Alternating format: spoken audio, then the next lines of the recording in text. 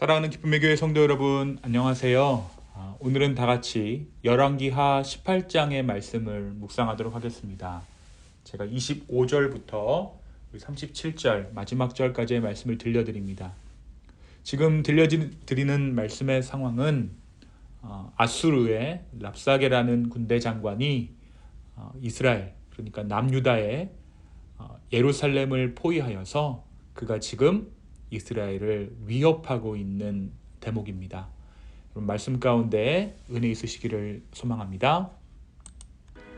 내가 어찌 여호와의 뜻이 아니고야 이제 이곳을 멸하러 올라왔겠느냐? 여호와께서 전에 내게 이르시기를 이 땅으로 올라와서 쳐서 멸하라 하셨느니라. 힐기야의 아들 엘리야김과 셈나와 요아가 랍사게에게 이르되 우리가 알아듣겠사오니 청하건대 아람 말로 당신의 종들에게 말씀하시고 성 위에 있는 백성이 듣는 데서 유다 말로 우리에게 말씀하지 마옵소서.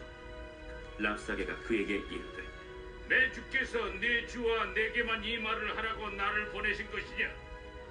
성에 앉은 사람들도 너희와 함께 자기의 대변을 먹게 하고 자기의 소변을 마시게 하신 것이 아니냐? 하고 랍사게가 드디어 일어서서 유다 말로 크게 소리질러 불러 이르되 너희는 대왕 아수르 왕의 말씀을 들으라. 왕의 말씀이 너희는 히스기야에게 속지 말라.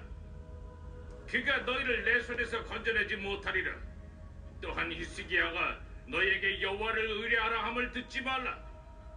그가 이르기를 여호와께서 반드시 우리를 건지실지라 이 성읍이 아수르 왕의 손에 함락되지 아니하게 하시리라 할지라도 너희는 히스기야의 말을 듣지 말라. 아수르 왕의 말씀이 너희는 내게 항복하고 내게로 나아오라.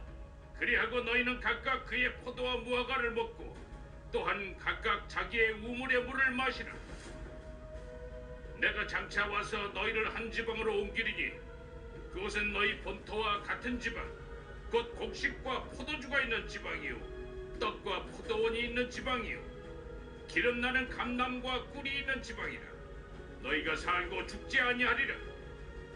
히스기야가 너희를 설득하여 이르기를 여호와께서 우리를 건지시리라 하여도 히스기야에게 듣지 말라. 민족의 신들 중에 어느 한 신이 그의 땅을 아수르 왕의 손에서 건진 자가 있느냐? 하박과 아르밧의 신들이 어디 있으며 스발와인과 헤나와 아와의 신들이 어디 있느냐? 그들이 사마리아를 내 손에서 건졌느냐? 민족의 모든 신들 중에 누가 그의 땅을 내 손에서 건졌기에 여호와가 예루살렘을 내 손에서 건지겠느냐 하셨느니라. 그러나 백성이 잠잠하고 한마디도 그에게 대답하지 아니하니 이는 왕이 명령하여 대답하지 말라 하였습니다. 이에 힐기야의 아들로서 왕궁 내의 책임자인 엘리야김과 서기관 셈나와 아삽의 아들 사관 요아가 옷을 찢고 히스기야에게 나아가서 랍사게의 말을 전하니라. 아멘. 우리가 어제의 말씀 17장의 말씀에서 우리 북이스라엘의 멸망을 함께 보았습니다. 북이스라엘은 209년의 역사를 뒤로 하고 아수르에 복속되었죠.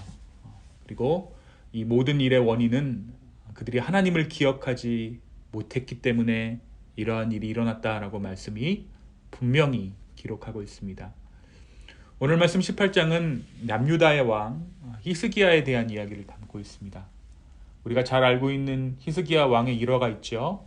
바로 죽게 된 히스기야 왕이 눈물로 기도하여 하나님 앞에 기도했을 때 하나님께서 그의 수명을 15년간 더하여 주신 바로 그 왕입니다. 히스기야는 남유다 왕국 역사에서 하나님을 매우 잘 섬겼던 왕입니다. 그리고 5절에 보니까 히스기야가 이스라엘 하나님 여호와를 의지하였는데 그의 전후 유다 여러 왕 중에 그러한 자가 없었으니, 그러니까 유일하게 이 히스기야만은 하나님을 섬겼던, 하나님을 제대로 섬겼던 왕이었습니다. 그의 경건은 다윗에 견줄 만한 것이었습니다. 3절에 보니까 히스기야가 그의 조상 다윗의 모든 행위와 같이 여호와께서 보시기에 정직하게 행하였다라고 기록하고 있어요. 그런 히스기야에게 하나님께서는 형통을 주셨습니다. 그런데 북이스라엘이 멸망하고 10년이 지난 후에 아수르가 이번에는 히스기야가 다스리고 있던 남유다를 치기 시작했습니다. 히스기야는 엄청난 조공을 약속하고 아수르 군대를 돌려보냈습니다. 하나님의 성전과 왕궁의 기둥과 문에 입힌 금까지 모두 벗겨서 아수르 왕에게 보냈다라는 것은 상황의 비참함을 설명하기에 충분합니다. 이렇게까지 조공을 보냈지만 이 아수르 왕이 그것에 만족하지 않았습니다. 어떻게 보면 히스기야가 이렇게 자신의 앞에서 벌벌 기는 모습을 보고 잘하면 남유다도 내 손에 넣을 수 있겠다라고 생각했는지도 모르겠습니다. 그래서 대군을 이끌고 예루살렘을 포위해요. 이때 아수르의 군대 장관 랍사게가 성 밖에서 하나님과 하나님의 백성을 모욕하는 말을 합니다. 이것이 오늘 저와 여러분이 읽으신 본문의 내용이죠. 이 말은 예루살렘 장관들과 군사들 그리고 백성들의 사기를 꺾고 그들을 낙심하게 했습니다. 랍사게는 남유다에게 애굽을 의뢰해도 소용이 없고 히스기야가 의뢰한다는 하나님을 의뢰하여도 소용없다라고 조롱합니다. 더구나 자신들의 성공과 강대함 그리고 그들이 와서 예루살렘을 이렇게 치는 것이 하나님께서 허락하신 뜻이 아니면 어떻게 가능하겠는가라는 논리로 하나님의 이름을 더럽혔습니다. 그리고 이 말을 의도적으로 유다 말로 해요. 아수르 말로 하는 것이 아니라 이스라엘 백성들이 다 알아들을 수 있는 유다 방언으로 이 말을 하게 됩니다. 그는 하나님을 의뢰하지 말고 아수르 왕을 의뢰하며 아수르의 왕이 주는 모든 좋은 것들을 누리라고 유혹합니다. 이러한 랍사게의 집요한 공격에 히스기야가 온 백성에게 명령을 내립니다. 어떠한 명령이라고 오늘 말씀이 기록합니까? 바로 침묵을 명령하게 되죠. 그에게 이런 반국, 아무런 대응도 하지 말라라는 것입니다. 그리고 왕궁의 책임관과 서기관들이 히스기야에게 나아가 이 말을 전하게 됩니다.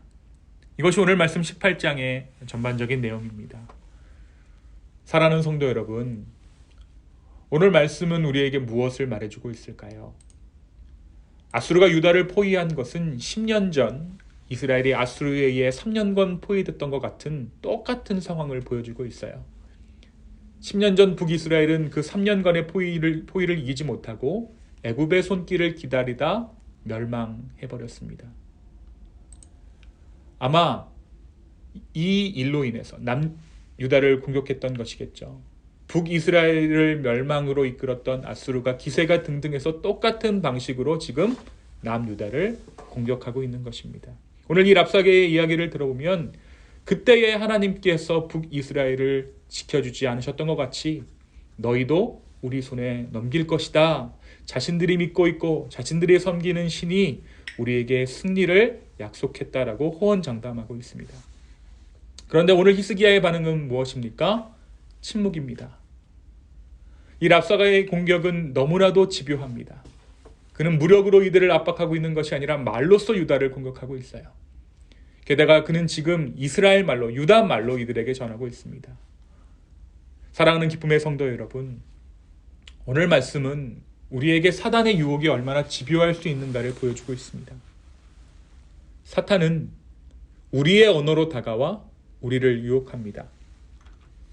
도박이나 외도로 넘어질 만한 자들은 그러한 방법으로, 또 도박이나 외도 이러한 것들이 통하지 않는 자들에게는 그들만의 언어로 다가가고 그들이 넘어질 만한 것으로 그들을 공격한다는 것이죠.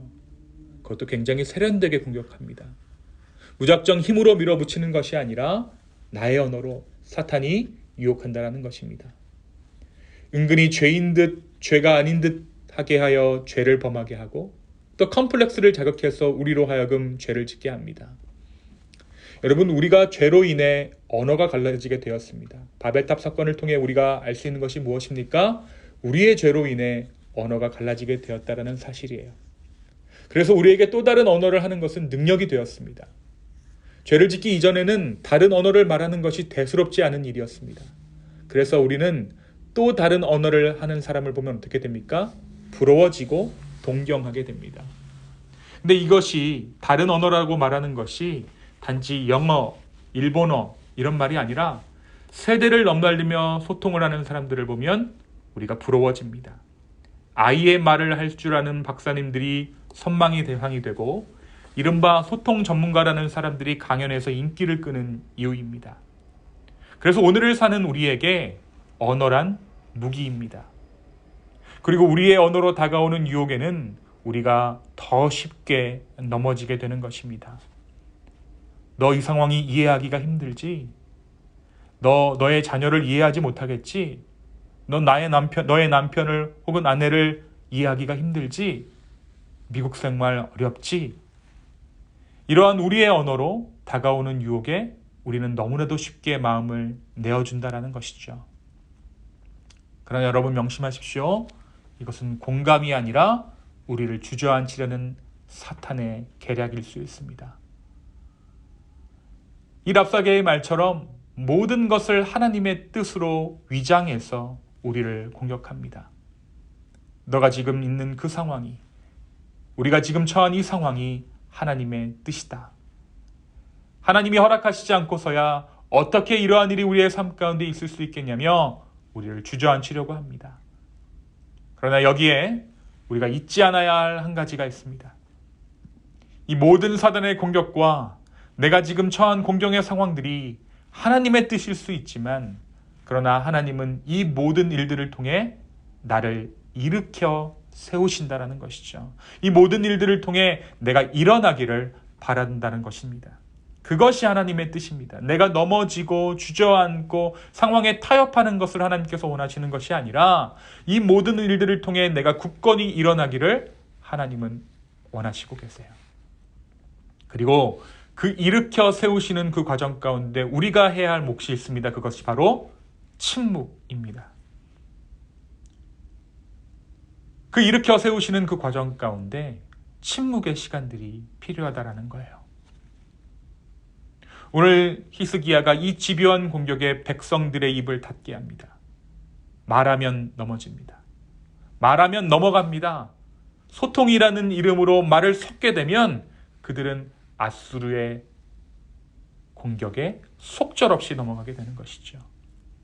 그래서 우리에게 때때로 침묵으로 버텨야 하는 시간들이 필요합니다.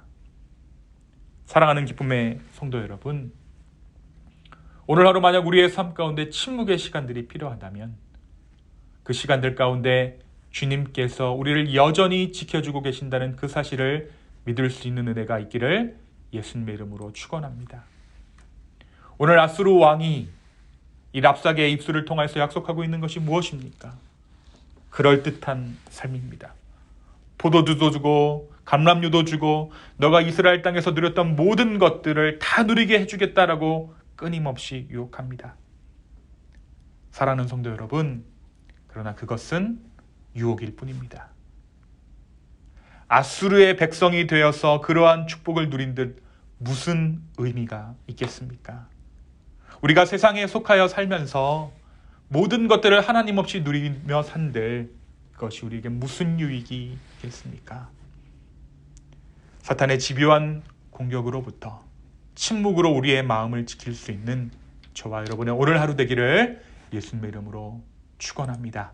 이 시간 함께 기도하겠습니다. 주님, 우리의 삶 가운데 여전히 함께 하시며 은혜 베풀어 주시는 주님의 은혜를 감사합니다. 때때로 우리의 삶 가운데 침묵의 때가 필요함을 오늘 말씀을 통해 말씀해 주셔서 감사합니다. 성령 하나님, 그러나 우리는 마음이 너무 연약하여서 침묵할 수 없을 때가 너무나도 많이 있습니다. 말하는 것으로 대응하고 싶고 주장하는 것으로 대응하고 싶을 때가 너무나도 많이 있습니다. 주여, 오늘 승리를 담보한 침묵이 우리의 삶 가운데 있게 하여 주시옵소서. 감사합니다. 예수님의 이름으로 기도하였습니다. 아멘.